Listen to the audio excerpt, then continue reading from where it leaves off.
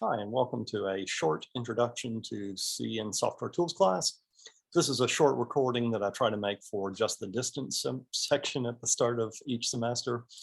You should be sure to watch the first lecture of the on-campus section of the class. That'll talk about most of the administrative details for the class and a little bit of the first material on learning the C programming language.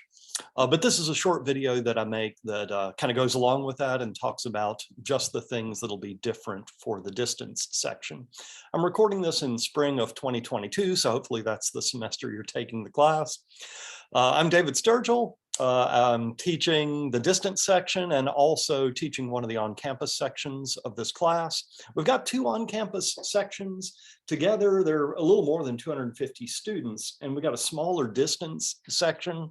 All three sections of the class will be going through the material in about the same order and doing a lot of the same things, working on the same projects, taking exams at about the same time, working on a few out-of-class exercises at the same time, but some things will be different for the distance section.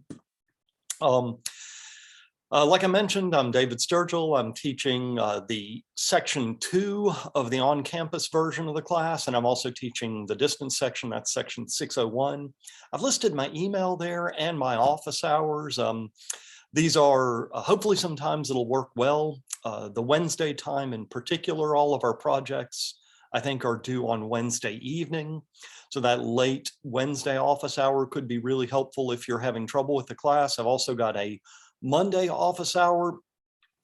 This probably won't apply to the distance section, but if you need to see me in person, I'll be in my office for that Monday afternoon time. So you can reach me either in person if you're able to stop by my office, or online as usual.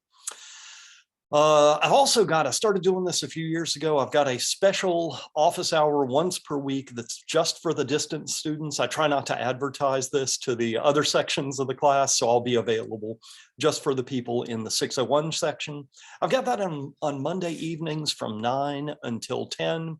You ought to be able to reach me over my digital hand, just like you would for a regular office hour. I mentioned I'm teaching one of the on-campus sections of the class. The other section is being taught by Dr. Susan Balick. She and I have both taught this class for many semesters, so we're kind of accustomed to working together, and we try and share resources as much as we can. She and I both have office hours that we've picked out for the semester, and you ought to be able to go see either of us if you're having technical trouble with material for the class, especially for the projects or exercises.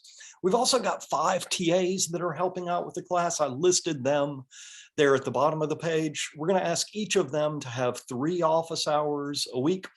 And we'll try to cover a variety of different times. So hopefully many of those times will work out for your schedule. We don't have their office hours picked out yet, but we'll be meeting with them later today, trying to get those chosen. And when we do, we'll update that web page I've listed there at the bottom. This is also linked from the top of our Moodle page. It'll list office hours for each of our TAs, and especially if any of us have to change office hours partway through the semester, we'll make sure to update this so that you know when you can reach us. This semester, same as last semester, my plan is that the distance section of the class will be viewing the same lectures that the on-campus section is getting. We're recording classrooms via this technology called Panopto. It seems to do a pretty good job. It captures what's going on the screen, it captures what's going on in the classroom, and it provides a text transcript of everything that people are saying, at least it tries to. The on-campus section that we're recording is around noon, 11:45 to 1 p.m. on Tuesday and Thursday. Panopto should automatically capture that, and it should get posted shortly after it's recorded. So hopefully late in the day on Tuesday or early in the day on Wednesday, you should be able to view Tuesday's lecture, the same for Thursday's lecture. We also have some older lectures that were recorded back in spring of 2018. I'm not expecting you to watch those. They should be covering about the same material as the fresh recordings. But if you do ever have a topic that that you want to try again, you could go back and see those lectures or see a particular lecture from spring 2014 if you just want to see the same kind of material presented again. Whereas the lectures from this semester, those will get posted as they're recorded. The spring 2018 lectures should all be there. So if you wanted to get ahead in the material, that would be a way that you could look at it, although keep in mind, we've changed. I don't recommend that you watch those all. I'm making them available in case they're useful, but my plan is you'll be watching the ones from this semester. Those are just available if you want them as a resource. If you do watch those, keep in mind, there was a surprise at the end of lecture 19 back in spring 2018. We all had to evacuate the building, and that's probably captured in the recorded lectures. So if you're watching a lecture and everybody gets up and leaves the room partway through, that's the reason that happened. Those will be there if you want them. But again, I'm expecting you to watch the same lectures that we're recording this semester. I think that'll help keep you more current with the material. For the distance section, you'll be taking exams on about the same schedule as the on-campus section, whereas they have a particular day when they take an exam. You'll have a 3-day window when you take your exams. I made all of these Wednesday to Friday. So our first exam, you'll have a window February 16th to 18th. You'll need to schedule your exam with a proctor. So that may restrict the times when you can take it. Even within that window, so keep that in mind. For exam 2, I've got a window from March 30th to April 1st. Again, that's Wednesday to Friday. And for the final exam, the on-campus section takes that as a 2.5-hour exam. So that's how much time you'll have. And I've scheduled your window for, that date has to be wrong. It's a 3-day window. I'll update these slides. I think that should probably, it should be correct in the syllabus. Just thinking about that, it should probably say April 27th to 29th rather than 17th to 29th. I'll double check that and I'll fix this slide and make sure I post the right one. You'll be taking different exams in the on-campus section. I try to write the 2 exams at the same time. I try to make them about the same length and similar difficulty, but I try to write different questions for each of the sections. So you'll be covering the same material, you'll just get a different exam than the on-campus section. You'll take those with a proctor. The proctor will scan and submit your exam, will grade an electronic copy of it, and I've got a system for capturing the grading feedback and your grade on the exam and posting that after the exam. We'll talk about that a little bit more when it's time for the first exam, and hopefully that'll make sense once you see your graded exam returned. For the on-campus section, you'll probably see this in the classroom reporting. They usually take a short in-class quiz at the end of every class. This is just to encourage students to come to class and pay attention. And that usually helps them out in the long run, even if they might not always want to be there for class.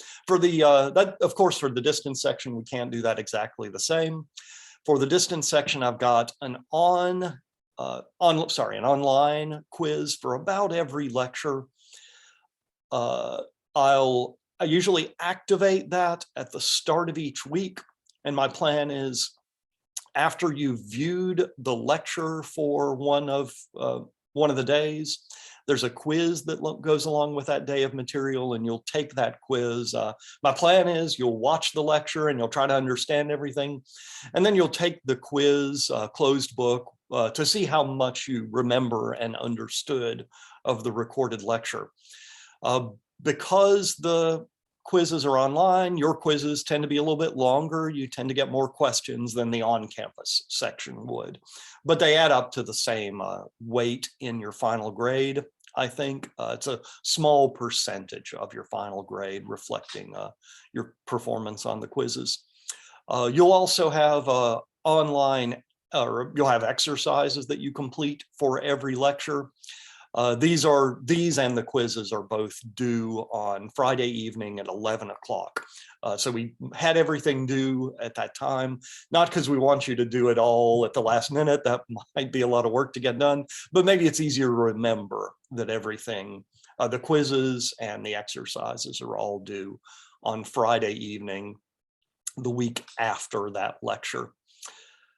That's all I've got to say for now. I introduced you to how to office hours and the teaching staff for the semester, and how some things will be a little bit different for the distance section of the class. If you haven't done it already, I encourage you to go ahead and opt in for our Piazza site. You should be getting an email about that. And for out of class discussion and for question and answer about things like the projects and the exercises, that's really where much of that traffic ends up.